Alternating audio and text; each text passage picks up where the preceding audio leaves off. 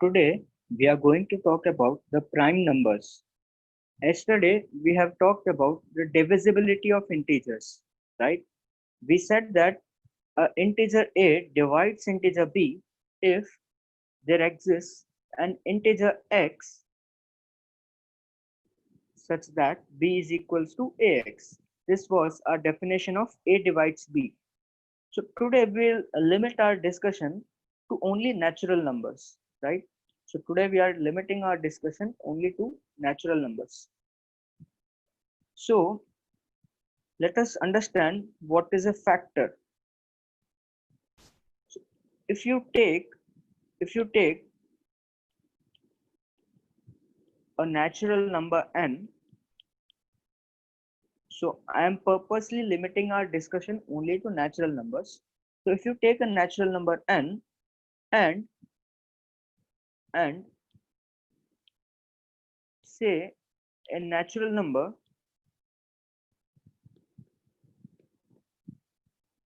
k divides n,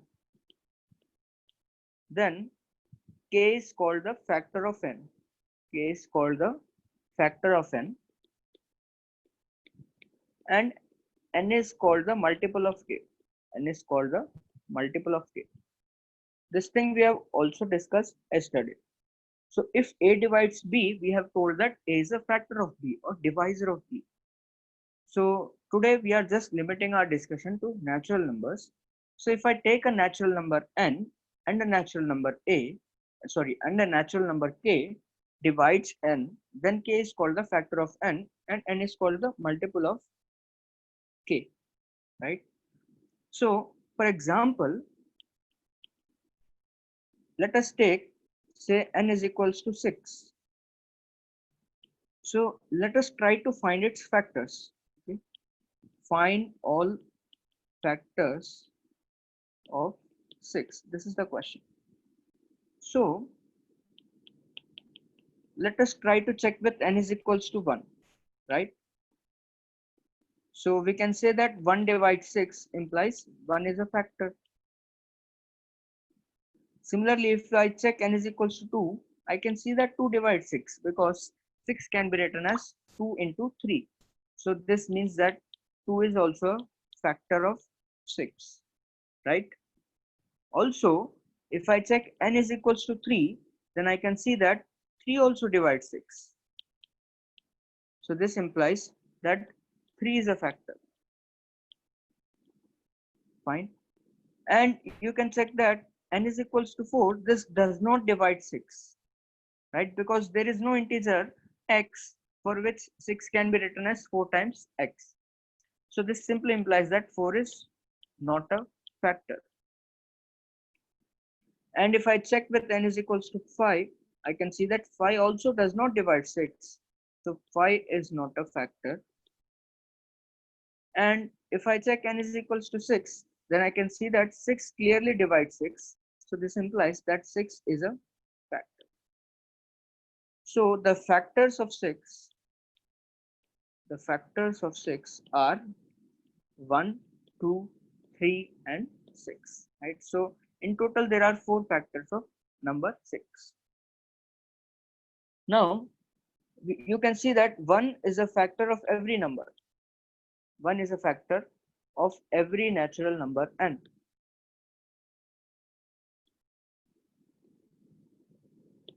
Right? Because 1 divides n for all n belongs to n. This n is the set of natural numbers, right? And this symbol is belongs to, this symbol is for all. So if you take any number n which belongs to the set of natural numbers, right? Set of natural numbers means 1, 2, 3, 4, so on. If you take any number in this set, you can see that 1 will definitely divide that number, right? Because any number n can be written as n into 1. So 1 is a factor of every natural number n. Next, you can see that n is a factor of n. N is a factor of n for all n belongs to n, right? Because n divides n, right? since n can be written as n into 1, right? So there exists an integer 1 for which n is n into 1. So n divides n. So I can say that n is a factor of n for every natural number n, right? So if I take if I take any natural number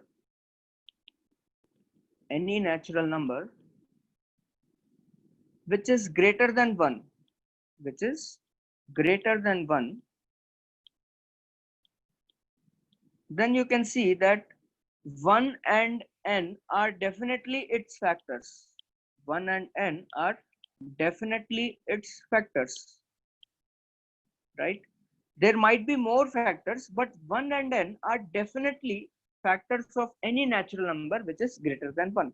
This you can observe, right? Because 1 is a factor of every natural number and n is also a factor of n. So if I take any natural number greater than 1, then it has at least two factors, namely 1 and itself, that is n, right? Okay, for example, 7 has two factors, namely 1 and 7, that is itself, right? So for any natural number n greater than 1, you have at least two factors, namely 1 and itself. Fine. Now let us define what is a prime number. Okay, before defining, let us take one more example. 7 has two factors, namely 1 and 7. It is fine, and you can see that it has only two factors. In fact, it has only two factors,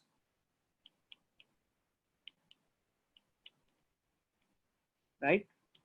There are no other factors of 7. You can verify with 2, 3, 4, 5, and 6. They are not dividing 7. Nothing is a factor of 7 except 1 and 7.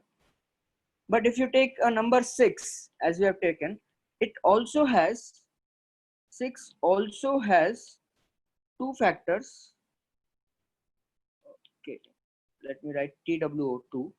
6 also has two factors, 1 and 6, that is itself. But it also has other factors.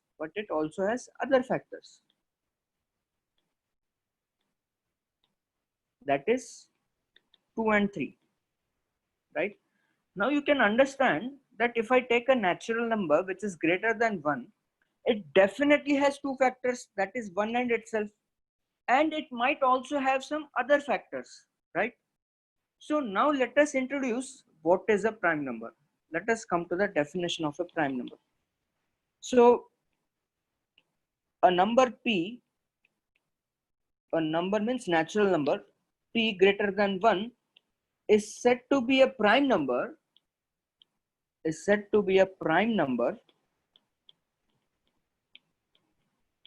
if it has only two factors, if it has only two factors, 1 and p, that is 1 and itself. Okay, so we have seen that every natural number greater than 1 has two factors at least, that is 1 and itself, and some might have more. But if a number p has only those two factors, that is 1 and itself, then it is said to be a prime number, right?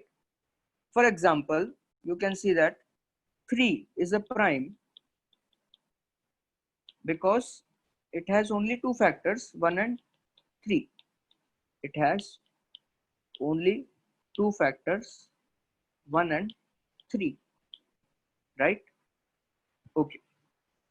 So now, while defining prime, we have said that p is greater than 1. Then what about p is equals to 1? Fine. So we'll talk about p is equals to 1, but let us talk about other numbers too. So if a number has only two factors, 1 and p, then it is a prime number. What happens if it has more than two factors? Then it is a composite number. Fine. So composite number is a number which has more than two factors. A natural number which has more than two factors. That is a composite number which has more than two factors. For example, you can see 6. It has factors. Factors are 1, 2, 3, and 6. You can also take 8. Factors are, you can check the factors. Factors are 1, 2, 4, and 8. Right? So they have more than 2 factors. So they are called composite number. Then what about number 1? So 1 is neither prime nor composite number.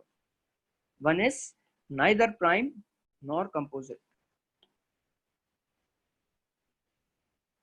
Fine. So if a natural number greater than 1 has exactly 2 factors, it is a prime. If it has more than 2 factors, it is a composite number. And 1 is neither prime nor composite number. Now, let us talk about the number which is the smallest prime number. Fine. So what is the smallest prime number? You can see that 2 is a smallest prime number. 2 is the smallest prime number because 1 is not prime, and you can see that 2 is a prime because it has only 2 factors, 1 and 2. 2 is the smallest prime number, and in fact it is the only even number which is prime. It is the only even prime number, right?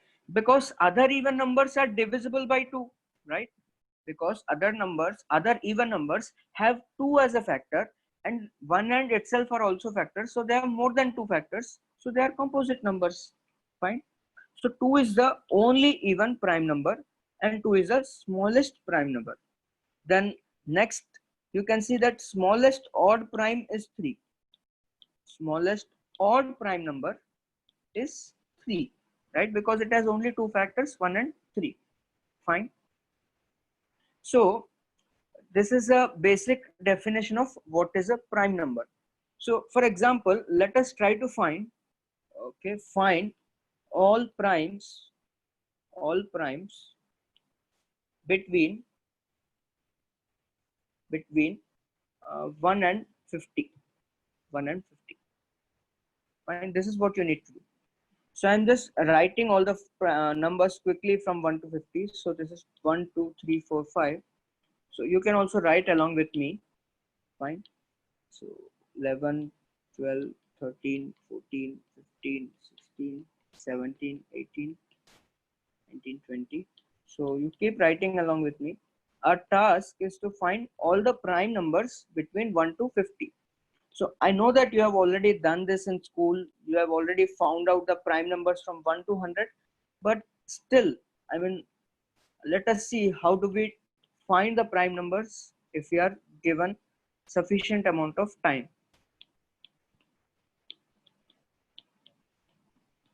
So you just also write with me. So now I have listed all the prime numbers from 1 to 50. Fine. So now you can say that 1 is clearly not a prime number, right? So I am just cutting it because it is neither prime nor composite. Now let us circle number 2 because 2 is a prime, right? Now since 2 is a prime, then I am cancelling all the multiples of 2 because they are not prime, because they are divisible by 2.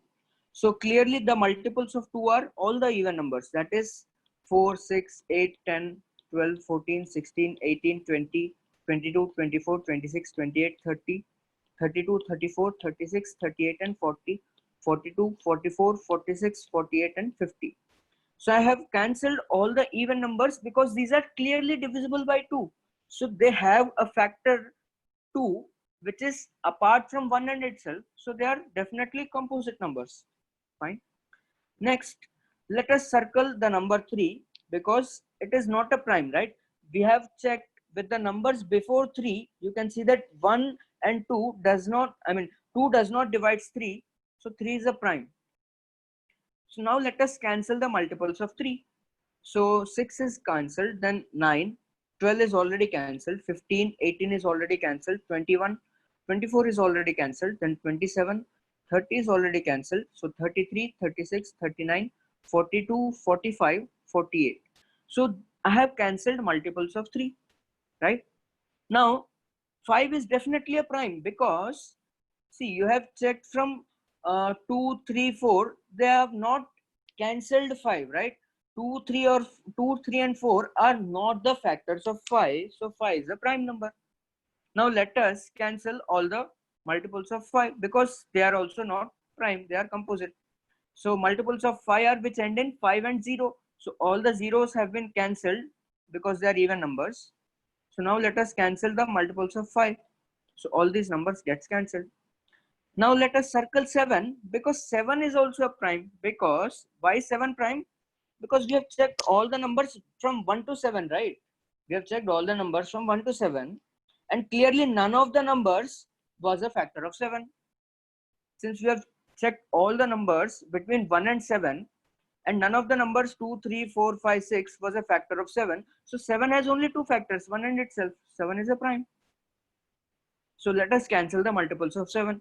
So 7 2 is 14, 21, 28, 35, 42 and 49. Okay. So these are the multiples of 7. Now you can see that 11 is a prime because we have checked all the numbers from 2 to 10, right? Nobody is a factor of 11. So only 1 and 11 are factors of 11. So 11 is also a prime. So now let us cancel the multiples of 11. Now you will see that the multiples of 11 have already been cancelled. So you can see that 11 to 22, 33, 44. You can see that already these have been cancelled. Fine. Similarly, 13 is also a prime because we have checked all the numbers from 1 to 13 and we have found that only 1 is a factor. Apart from 1, there was no factor of 13, right? So 13 is also a prime. And now if you try to cancel the multiples of 13, you will see that the multiples of 13 are already cancelled, 26 and 39.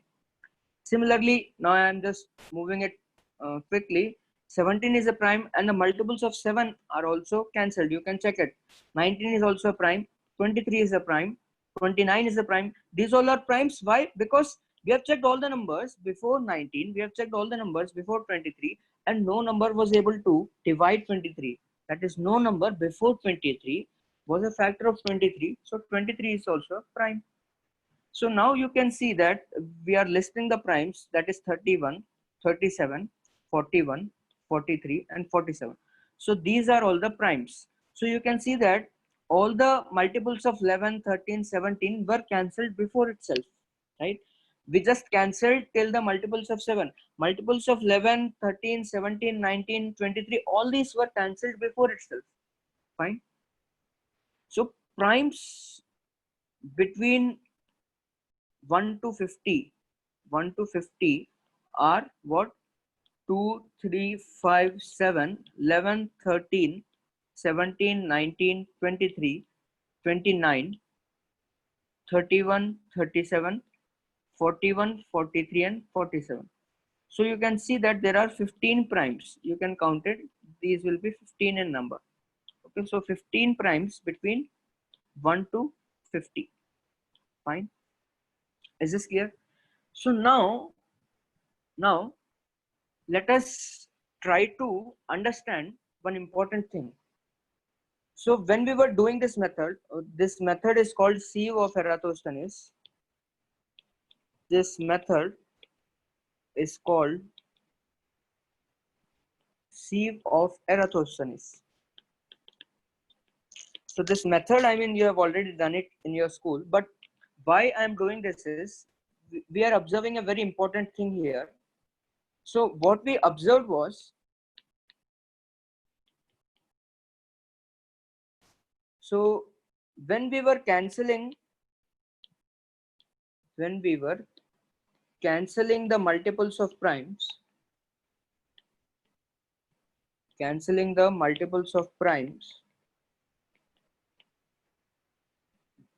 we observed that the multiples of primes from 11 were already cancelled before.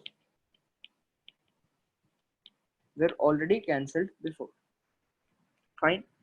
So now, I mean, if you see this fact, if you try to understand this fact, then you can make a very, very important conclusion here.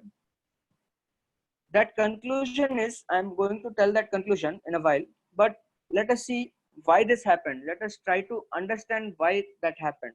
Okay, what happened was, we were cancelling, we circled 2 and then we cancelled multiples of 2. We circled 3, we cancelled multiples of 3.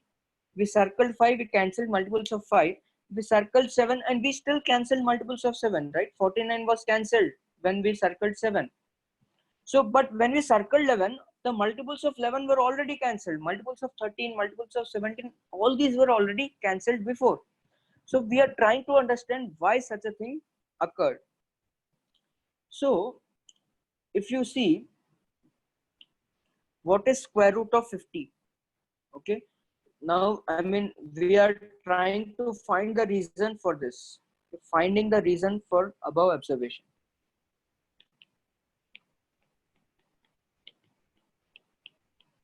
Above observation. So let us see, square root of 50 is approximately 7 point something, right? So square root of 50 is 7 point something.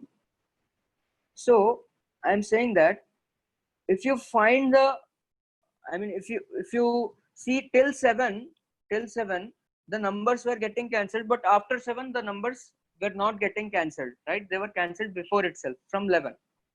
So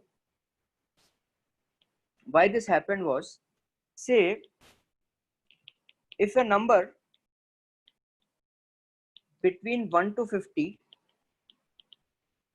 were to be cancelled by a number greater than 7, right? Because square root of 50 is 7. Now you will understand why I'm taking a square root. That all things you will understand in a little time. So you see that if a number between 1 to 50 were to be cancelled by a number which is greater than 7, fine. For example, say a number between 1 to 50, say n, gets cancelled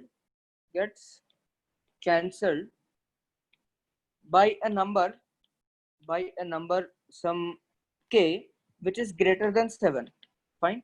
For example, I mean, you can see that say 33 gets cancelled by 11, right? 33 gets cancelled by 11 which is greater than 7. So now we'll see why it was cancelled before only. Okay, we see that 33 was cancelled before only, right? When we circled 3, at that time we cancelled 33, right? So we didn't have to wait till 11 to cancel 33. 33 was cancelled when we circle 3 itself. So say a number n gets cancelled by a number k greater than 7. Say number n were to be cancelled. Okay, instead of gets cancelled, let us write were to be cancelled, fine. Say a number n were to be cancelled by a number k which is greater than 7. So when will this happen? This will happen when n can be written as n can be written as k into some another integer. Say it is p. Okay, instead of p, let us say it is q, because p we are using for primes. So if n were to be cancelled by a number greater than 7, by a number k which is greater than 7, it means n is some k into q, right? That is, I mean, you try to relate with this example always. That is 33 is 11 into 3, right?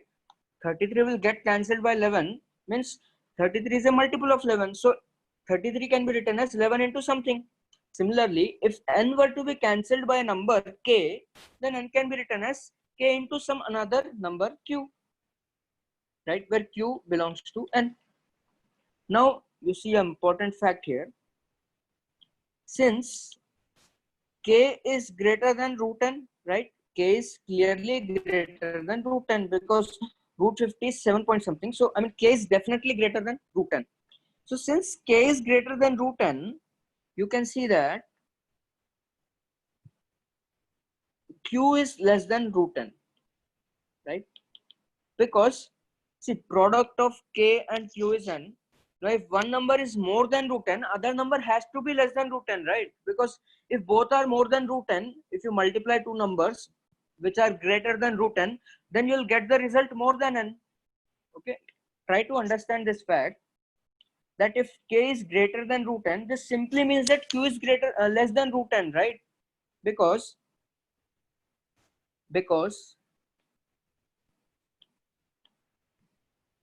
if q were also to be greater than root 10, if q were also to be greater than root 10, right?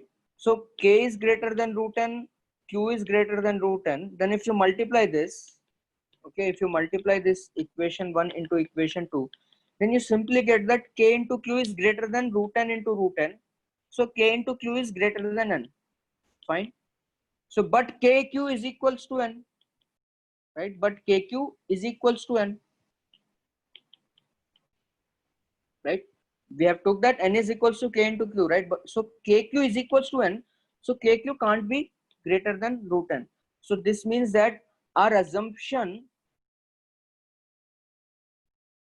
that q is greater than root n is false, right? So q has to be less than root n. Q has to be less than root n. Fine. So I mean, you can think this in this way. You can try to think this in this way. Say, okay, this is just an example to understand more deeply, or to understand it better. Say 4 is sum of two natural numbers a and b. Fine. Now if a is greater than 2, then b definitely will be less than 2, right? Because if both are greater than 2, a and b, then how can this sum be 4? That will be greater than 4. Similarly, now in multiplication, if you take 9 is sum a into b, now if a is greater than 3, then b will be less than 3, right? If both are greater than 3, a and b, then how can this product be 9, right? So if 16 is sum a into b, and if a is greater than 4, this simply implies that b is less than 4, right? Because if both a and b are greater than 4, then how can their product be 16? That will be more than 16, right? So that's why I'm saying that if n is k into q and k is greater than root n, this simply implies that q is less than root n. Okay, now I think this is clear to everyone. Fine. So I'm just removing this. Okay, this is just for your understanding. So I'm just removing this. So if you want, you can note it down. I think now it is clear to everyone that if k is greater than root n, then q must be less than root n. So what we did was, if n were to be cancelled by a number k which is greater than 7 or greater than root n, then other number q is less than root n, right? So this simply implies, fine. Now since q is less than root n, this simply implies that n would get cancelled by q itself, right? Because n is a multiple of q also, no? N would get cancelled by q itself because n is also a multiple of q. N is also multiple of q, right? So n would get cancelled before k itself. N would get cancelled before k itself, right? That is before root n itself. Fine. N would get cancelled before root n. Fine. Is this clear? Now, I mean, let us correlate with our example. See, our example was 11, right? So 33 was a multiple of 11. So say 33 were to be cancelled by 11. Actually, 33 were to be cancelled by 11. But 33 is 11 into 3. So 33 would get cancelled by 3 itself. 33 would get cancelled by 3 itself. So why it will wait till 11 to get cancelled, right? So 33 would cancel before only, that is by 3. That's why when you were at 11, there was nothing to get cancelled. All numbers were cancelled before only, because 11 is greater than root 50, right? That is greater than 7 point something. Okay. So I hope this concept is clear to everyone, right? What we did was, we were trying to find the reason for our observation, right? Our observation was that all the numbers were get cancelled by 7 itself. When we came to 11, right, there was no number left to be cancelled. All the numbers which were to be cancelled, that is all the multiples of 11, 22, 33, 44, these were cancelled before only by other numbers. So why such a thing is happening, that we were trying to find the reason. So I told you that root 50 is 7 point something. So say a number n were to be cancelled by a number k which is greater than 7 point something, okay, which is greater than 7, then I say that it will get cancelled if n is a multiple of k, that is n is equal to k into q. Now I have explained to you that if k is greater than root n, then q is less than root n, right? So if it were to be get cancelled by k, this will definitely get cancelled by q also, right? Because n is also a multiple of q. So it is cancelled by q before only, right? So that is the example which we have taken, that 33 were to be cancelled by 11, but 33 is 11 into 3, so 33 was cancelled by 3 itself. So it did not wait till 11. Fine. So from here we are making a very important conclusion. So very important conclusion which we are making. Okay. This conclusion is necessary if you want to search for primes. Okay, if you want to find out whether a number n is prime or not, to find whether a number n is prime or not, you just need to check whether n is divisible by any prime which is less than root n, which is less than root n. Fine. Is this clear? So before knowing this conclusion, if I ask you to find 123, is this prime or not? Okay. Before knowing this conclusion, if I ask you to check whether 123 is prime or not, so how will you check? You'll start with 2, 3, 4, 5, 6, and you should have to check up to 122, right? You'll check all these numbers and then you'll conclude that 123 is a prime or not. But now we have made a very powerful conclusion here. This reduces our task very much, because now what we have concluded is we have to check with a prime which is less than root n itself, right? We no need to check after root n, because if it were to be cancelled after root n, right? If a number n were to be cancelled by a number k which is greater than root n, then it would have cancelled definitely before root n itself by some another number q, such that n is k into q. That itself we have proved before. So now you need to check whether 123 is divisible by any prime which is less than root 123. So root 123 is 11 point something, right? So you can check until 11. Okay, so what are the primes till 11? So check with primes until 11.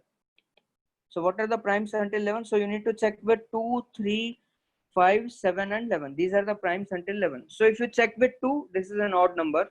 Okay, with 2 it is not possible. With 3, sum of the digits is 3 plus 2, 5, 5 plus 1 is 6. Okay, with 3 it is divisible, since sum of digits is divisible by 6. Divisible by 6. So this implies that 123 is not a prime. Not a prime. Fine. Now let us do one more. Say, check if 61 is a prime or not. Check if 61 is a prime or not. So we need to check with primes less than root 61. We need to check with primes, or instead of, we need to write that it is sufficient to check. It is sufficient to check with primes which are less than root 61. Root 61 is how much? It is between 7 and 8, right? So less than 7 point something. So check with primes less than 7. So check with primes until 7. So what are the primes until 7? So you need to check with 2, 3, 5 and 7. Fine. With 2 it is not divisible, right? 61 is not divisible by 2. 3 also not divisible because sum of the digits is 6 plus 1, 7, which is not divisible by 3. Similarly, it is not divisible by 5 also because ending is not 0 or 5. And 7 also it is not divisible because 7 8s are 56, 7 9s are 63. So in 7 table you will not get 61. So this simply implies that 61 is a prime. 61 is a prime. So if you don't know this fact that you need to check until root 61, imagine you would have checked till 61. Okay, that would be very tedious task. So now, I mean, your task is very much reduced because I mean this root n is very small number when compared to n, right? When compared to 61, 7 is very small number, right? If I compare with 61. So now you need to check only till 7. So your task is very much reduced. So this is the powerful, I mean, conclusion that if you want to check whether a number n is prime or not, right? So to find whether a number n is prime or not, you just need to check whether n is divisible by any prime which is less than root n. Fine. So I hope this is very much clear to you. So now, okay, now I mean, I want to tell one story, but I'll tell it later. Before that story, let us talk about fundamental theorem of arithmetic. Fundamental theorem of arithmetic. So what this fundamental theorem of arithmetic says is every natural number greater than 1, every natural number greater than 1 can be expressed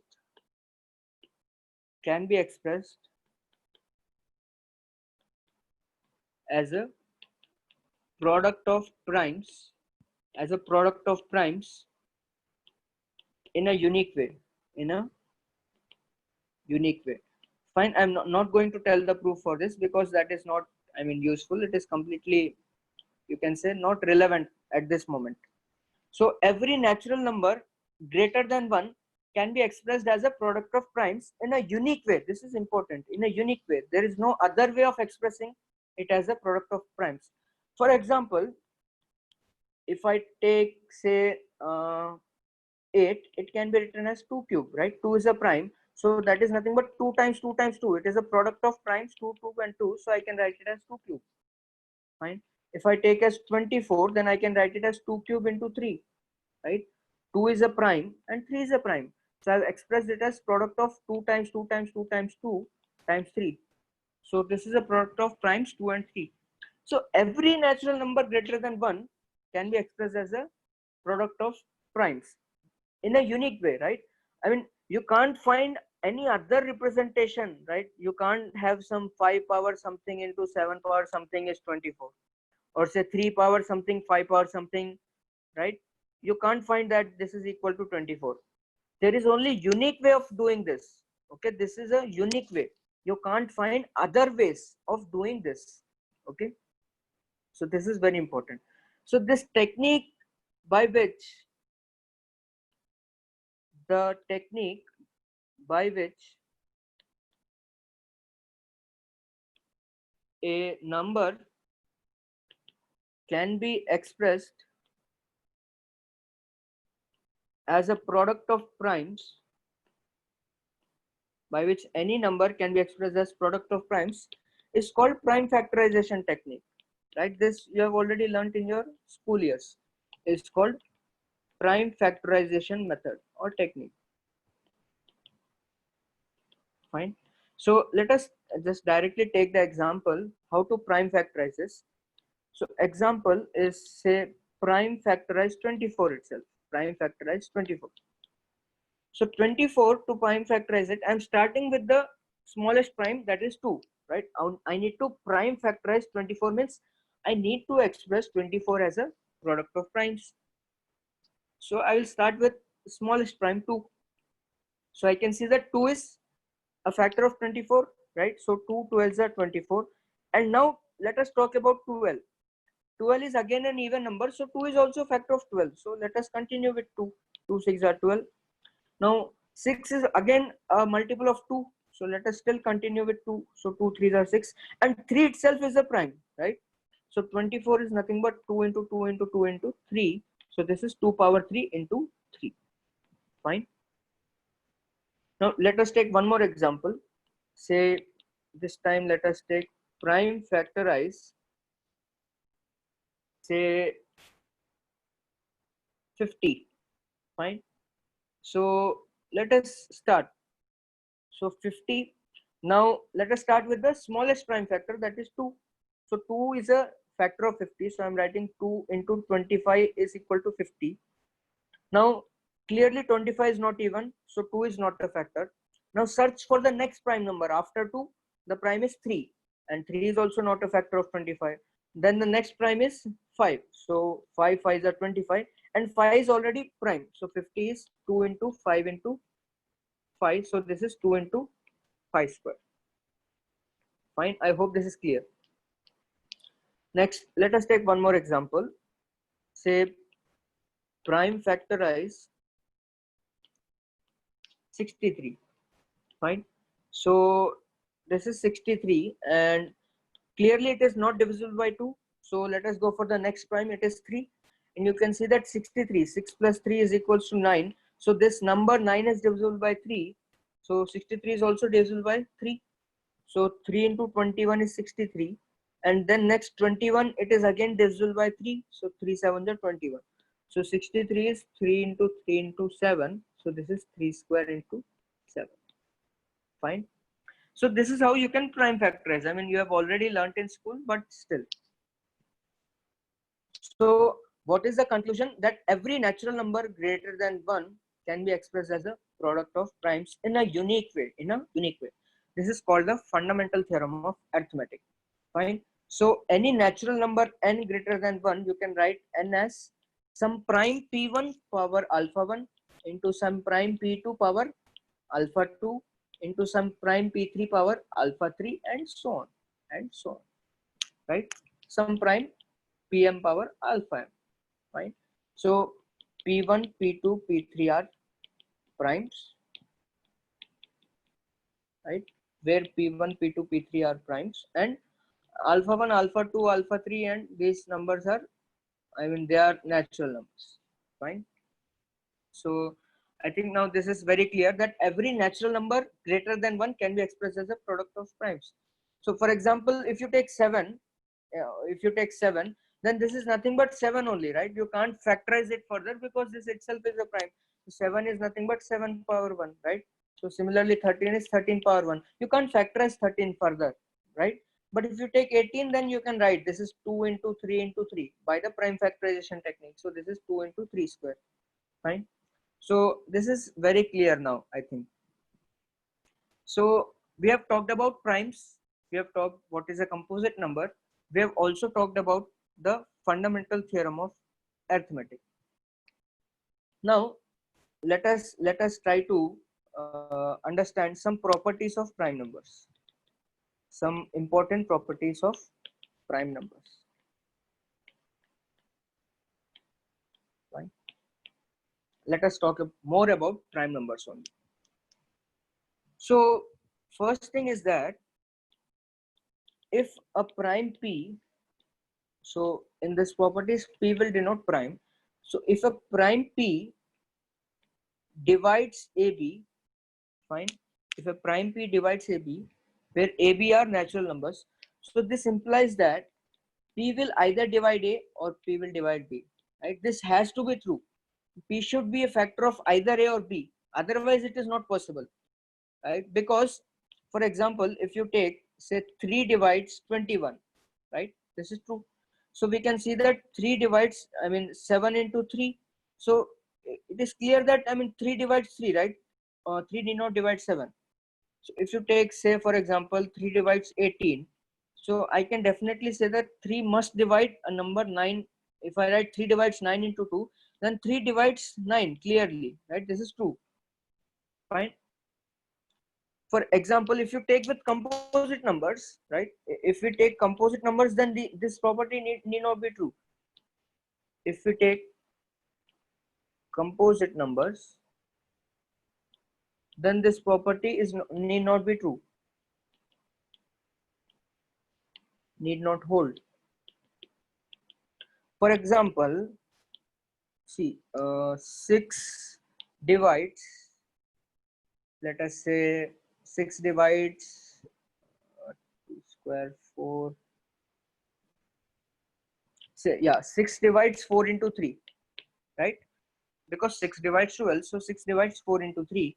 But 6 neither divides 4 and 6 neither divides 3. Fine, is this clear? So you can say that 6 divides 4 into 3 because 4 into 3 is 12. So 6 definitely divides 12. This is true. But 6 neither divides 4 and it neither divides 3, because you try to understand this. Since every number can be expressed as product of primes now. So there is 4 into 3 and there is 6. So 6, I mean, 6 is entirely not a factor of either 4. It is not a factor of 3.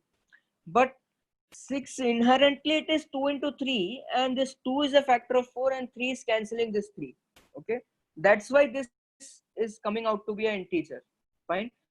6 itself is not a factor of 4 or 3, right? 6 itself is not a factor of 4 and 3, right? 6 is not cancelling 4 or 3, but 6 is inherently 2 into 3, right?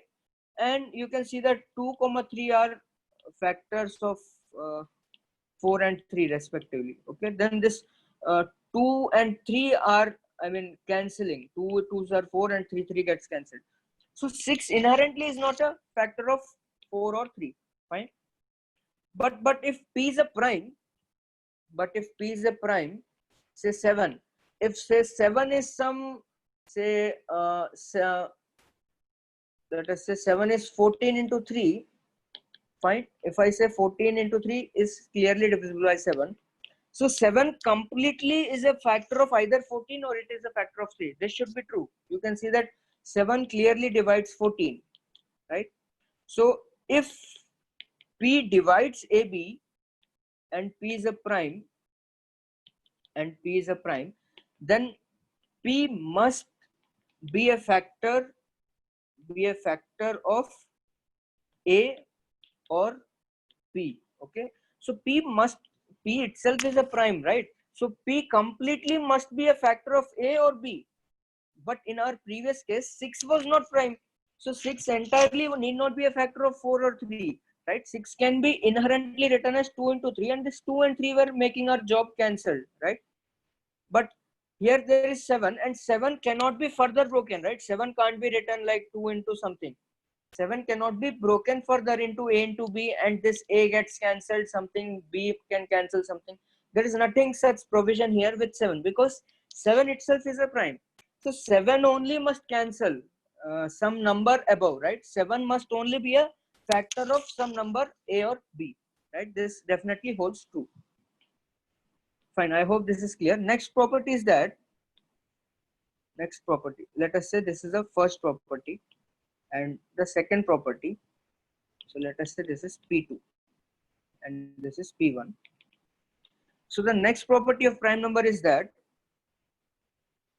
P divides A power n. This implies that P will definitely divide A.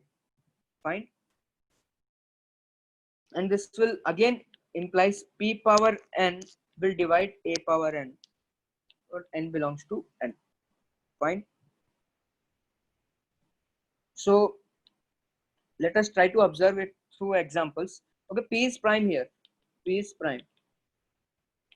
So let us take our prime as 7 and say 7 divides some A power n. Fine. Let us say A is not a factor of 7.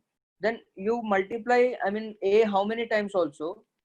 Okay, if A is not a factor of 7, sorry, if a is not a multiple of 7, then how can this get cancelled, right? There is no way that this 7 will cancel a if a is not a multiple of 7. So if 7 divides a power n, this a must be a multiple of 7 only, then only it is possible, right? So 7, you can take 14, 14, 14. Then this 14 itself is a multiple of 7, right? 7 divides 14 only. So that is 7 divides 14 cube. This implies that 7 divides 14 itself. And you can also say that now 7 cube will divide 14 cube, because each 7 will, I mean, if each p is dividing a, then p power n will divide a power n. I mean, this step is very easy to prove, because each p will cancel a, right? Will cancel some m times. Fine.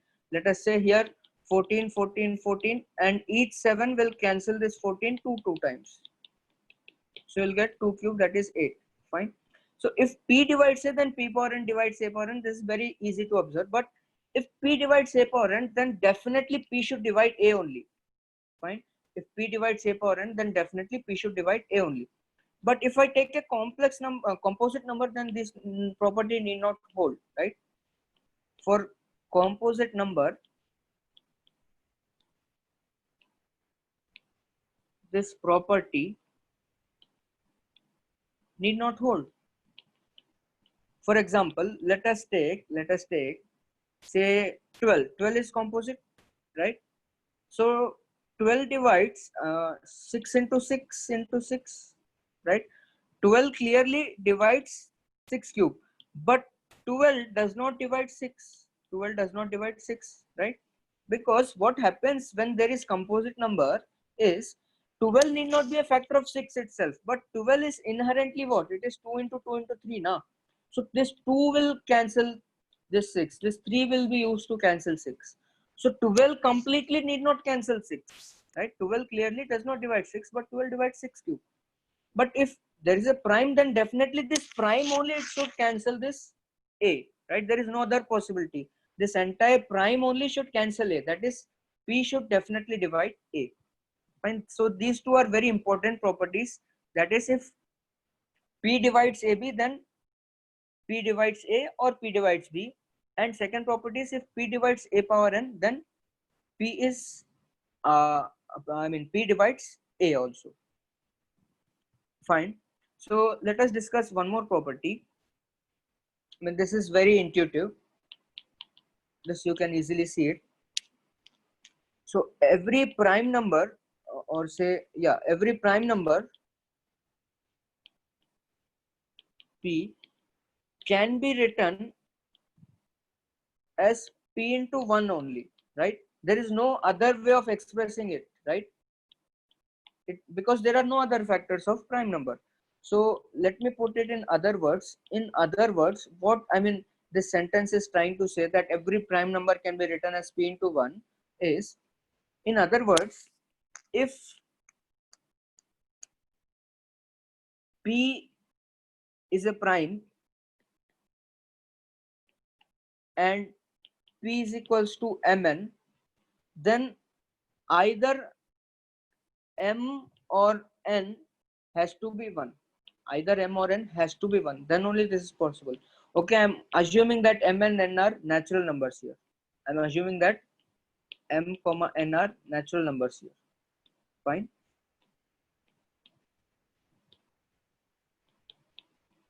So if you write a prime number as product of two numbers m and n, then one number must be 1, right? There is no other possibility. Fine. Is this clear? So in general, if p is written as some m into n, then there are, I mean, 4 cases possible. That it might be possible that m is 1. In this case, n has to be prime. It might be possible that n is 1. Then in this case, m has to be prime. And it might also be possible that m is minus 1 and n is minus prime, and n is minus 1 or m is minus prime. Okay, so only 4 cases are possible. This is in general, right? If nothing is mentioned about m or n, right? If these are not natural numbers, if m and n are integers, where m and n are integers. So if there are integers, I mean -1 into -5 is also 5, right? So there are only 4 cases possible, that if m is 1, n is p, if n is 1, m is p, m is -1, minus p, and n is -1, m is minus p. There is no other case possible. So if you write p as m into n, then definitely one of them should be 1, right? But this is not true with composite numbers, right? Because there is a number 6, you can write it as 2 into 3 and nothing is 1. Fine. So if let me extend this. Okay, if it can be extended to more than 2 numbers, it can be extended. Say if I write a prime p is equals to, say, k into l into m into n, and k comma l comma m comma n are all natural numbers, then three of the numbers k, l and m, three of the numbers among k, l, m and n should be 1, and the rest would be p, and the rest number would be p. Fine. I think this is, I mean, very clear, because if you write a prime number as product of k, l, m, n, I mean, there is only one way to write prime. You can't factorize this into so many factors. So this is possible if you can write 1 into 1 into 1 into p. That's it. So if you write prime as a product of so many numbers, then one of them will be prime and rest others must be 1. Okay. I think this property is clear. Next, and this is not a property, but okay, this is an observation. Fine. This is more of an observation rather than a property. So observation is, if sum of two primes is odd, if sum of two primes is odd, then what can you say?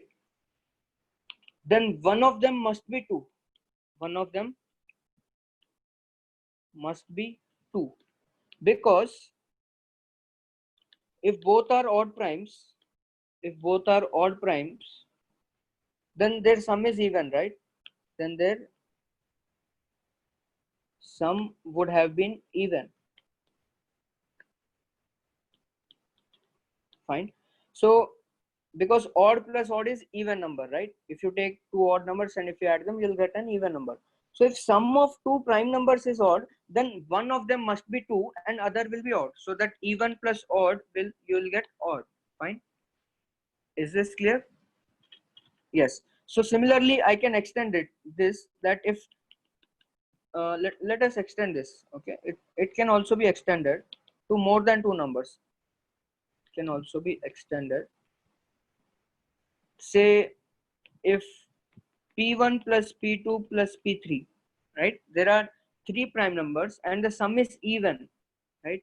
Then where p1, p2, p3 are primes, where p1, p2, p3 are primes, then one of them must be 2.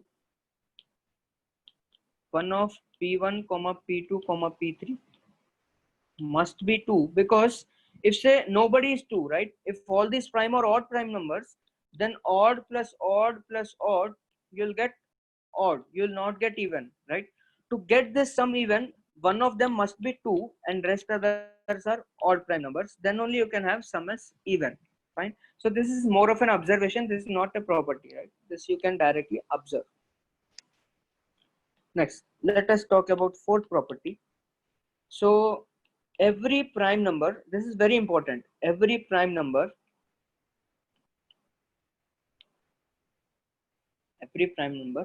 greater than 3 is of the form 6k plus minus 1, is of the form 6k plus minus 1, where k is a natural number. Fine.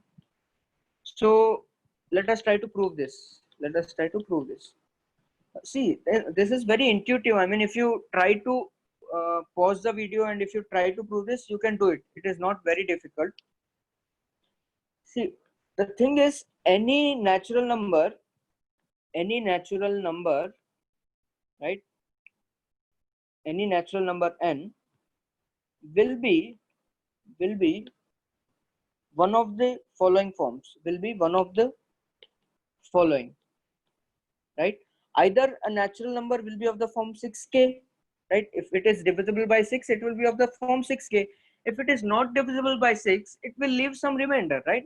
And what are the possible remainders with 6? It will be of the form 6k plus 1, 6k plus 2, 6k plus 3, 6k plus 4, or 6k plus 5, right? So every natural number is either of the form 6k, or of the form 6k plus 1, or of the form 6k plus 2, or 6k plus 3, 6k plus 4, or 6k plus 5, right? There is no other possibility, because if you divide a natural number with 6, you will get either the remainder as 0 or 1 or 2 or 3 or 4 or 5. So you take any natural number, you can write that natural number in one of these 6 forms. Fine. Now clearly this is composite because 6 is a factor, right? Clearly 6 is a factor because 6 divides n, and 6k plus 2 and 6k plus 4, these two are also composite because these are even numbers, right? 2 divides 10. This is also composite because 2 divides n. So I'm not writing the spelling of composite completely, so you write it down. So why this is composite? Why? Because if you write this 2 into 3k plus 1, then 2 is a factor, right? So 2 is a factor of n. And similarly, this is also even number. You can write this as 2 into 3k plus 2. So these two are even numbers. So clearly these are composite. Next, 6k plus 3 is composite because it is a multiple of 3, right? Composite because 3 divides n. Because you can write 6k plus 3 as 3 into 2k plus 1. So 6k is composite, 6k plus 2, 6k plus 4 are composite, 6k plus 3 is also composite. What is left? 6k plus 1 and 6k plus 5, right? So 6k plus 1 and 6k plus 5, these may be prime or may be composite. These may be prime or may be composite. But if you take any prime number, it can't be of the form 6k, right? Because then it will divisible by 6, then how can it be prime? And it can't be also of the form 6k plus 2 or 6k plus 4 because then it is divisible by 2, so how it is prime? And any prime number can't be of the form 6k plus 3 because then it is divisible by 3, so how it is prime? So then we can see that every prime number has to be of the form 6k plus 1 or 6k plus 5. So every prime number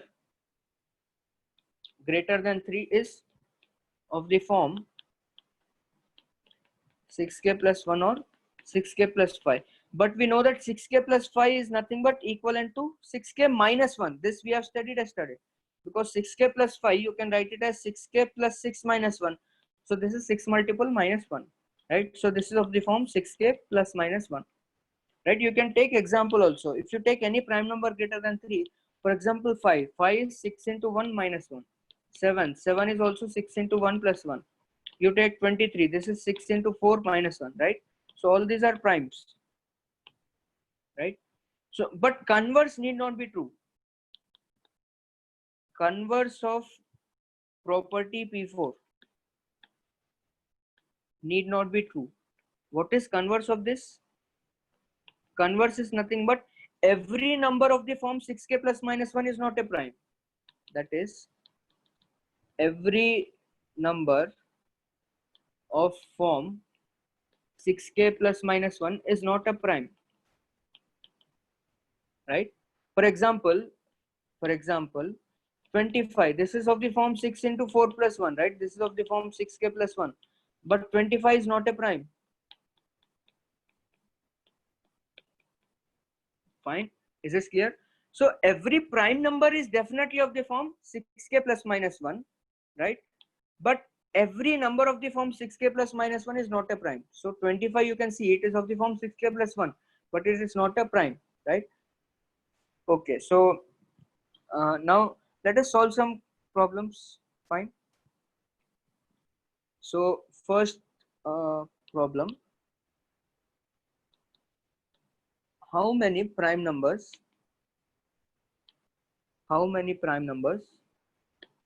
are there between root 51 and root 600. So you pause the video and you do it, fine, and then you can see the solution. Yes, so I'm hoping that all of you have tried this problem, and I think everyone have got the solution. So you can see the solution now. So root 51 is how much? It is 7 point something, right? And root 600, it is less than 25, right? Because 25 square is 625. So our prime number is definitely greater than 7 and it is less than 25. So what are all the primes between 7 and 25? They are uh, they are 11, 13, 17, 19 and 23. So how many prime numbers? There are 5 prime numbers, right? So the answer is 5. So just copy the solution and let us move forward. Next, let us take a simple problem again. What is smallest prime which is greater than 120? Which is greater than 120? Yes, so you can pause the video and you can try this. Fine. So let us check. I mean, greater than 120, 121, it is not a prime because it is 11 square, right? Because 11 divides 121. 122, it is not a prime because this is even. 123, it is clearly not a prime because 3 is a factor of 121, right? 123, that is 3 plus 2 plus 1 is 6. 124, it is not a prime because it is even. 125 is not a prime because 5 is a factor of 125, that is 5 divides 125. Again, 126 is also not because it is even. And 127, right? If you check 127, so how to check whether 127 is prime or not? So you check with primes less than root 127, right? Less than 11 point something, right? So check with primes until how much? 11, right? So that is checked with 2, 3, 5, 7 and 11. So clearly 2 does not divide 127. Clearly 3 also does not divide 127, right? And 5 also not divides 127. And 7 you can do it. 7 ones are 7, 5, 7, 7 eights are 56. You'll get one remainder. And 11 also does not divide 127 because 11 11s are 121. You'll get 6 as remainder. So we have checked with all the primes until square root of 127. So we have found that it is not divisible. Therefore, 127 is not divisible by any prime which is less than square root of 127. This simply implies that 127 is a prime, right? When a number is composite, if it is divisible by a certain prime which is less than square root of that number, right? But we can see that 127 is not divisible by any prime, so definitely this has to be a prime. So let us move to the next question. Find the value of a positive integer x. Find the value of a positive integer x. So you write down the question along with me, such that when 64 is taken away from it,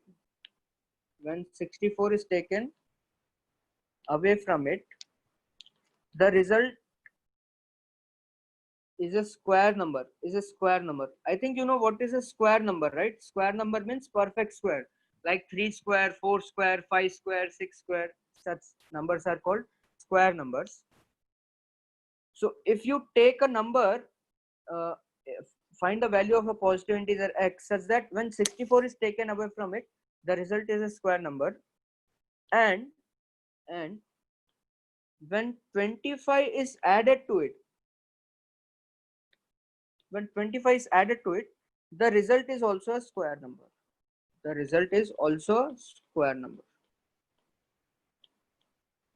Fine. This is the question. So you pause the video and you try this. It's a simple problem. You'll be able to do this, right? So let us discuss. So see, x minus 64 is some n square, right? Because if you take out 64 from n, it is given that it is a square number. And if you add 25, it is still a square number. Fine. Now let us subtract m square minus n square. So I am subtracting this equation 2 minus equation 1, right? So you'll get m square minus n square is x and x will get cancelled and 25 plus 64, right? So you will have m square minus n square is equal to 89. Now you see, now the importance of factorization will come into picture. That's why we have discussed how to factorize in the first lecture of fundamentals. So this m square minus n square, I'm writing it as m minus n into m plus n. This is 89, right? This is 89. Now you see now m minus n and m plus n were what? They are natural numbers, right?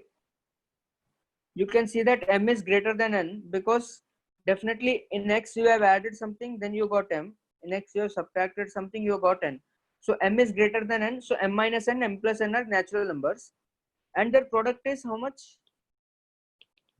89, and that product is 89. So now since the product is 89, you can notice that 89 is a prime number. Notice that 89 is a prime number. So now if m minus n into m plus n is 89 and these two are natural numbers, so this is only one possibility, that is 89 into 1. So m plus n should be 89, m minus n should be 1, right? Here you can't have the possibility of minus 1 into minus 89 because m plus n, m minus n are also natural numbers. And clearly m minus n is smaller, m plus n is bigger. So m plus n will be 89 and m minus n will be 1. This is the only possibility, right? There is no other possibility. So if you add this, you'll get 2m is 90, that is m is 45. And if you put m 45 in this equation, you'll get n is 44. So we wanted to find x. So x is what? X is n square plus 64, right? So 44 square plus 64, that you'll get as 2000. Fine. So you just copy it and then let us move to the next problem. Yes, so the sum of two prime numbers, the sum of two prime numbers is 39, right? The sum of two prime numbers is 39. What is their product? What is their product? So now, since sum of two prime numbers is odd, one of them should be even, right? Since sum of two prime numbers is odd, then one of them must be 2, right? One of them must be 2, because if you take two odd prime numbers, then if you add two odd prime numbers, you'll get sum as even, right? So if sum of two odd prime numbers, sum of two prime numbers is an odd number, then one of them must be even prime, and even prime is only 2. So one is 2 and other is 37. So then their product is 2 into 37, that is 74, right? Okay, let us solve next question. Say difference of two primes is 2011. What is larger prime number? What is larger prime number? Fine. So you just pause the video and try this. It is very simple. Yes. So now you can see that since the difference of two primes is 2011, one of them must be 2, right? One of them must be 2, because if both the numbers are odd prime, then the difference, that is odd minus odd, you'll get even number, right? How will you get 2011 if you take two odd primes? So one of the primes is definitely 2, right? So then the other prime will be what? So x minus 2 is let the other prime is p, so you'll get p minus 2 is 2011, so other prime is 2013, right? And in fact 2013 is a prime, you can check it, 2013 is a prime, so the larger prime number is what? 2013. Fine. So I mean, this is a property just on odd plus odd is even, even plus odd is odd, right? So the difference of two primes is odd. This is possible if and only if one of the primes is 2, because if you take two odd primes, then the difference will be even, right? So difference is odd. This is possible if one of the primes is even and the only even prime is 2. Fine. So I think, I mean, this is sufficient for today, and then we'll discuss it in the next class. I'll send you the assignment in the group.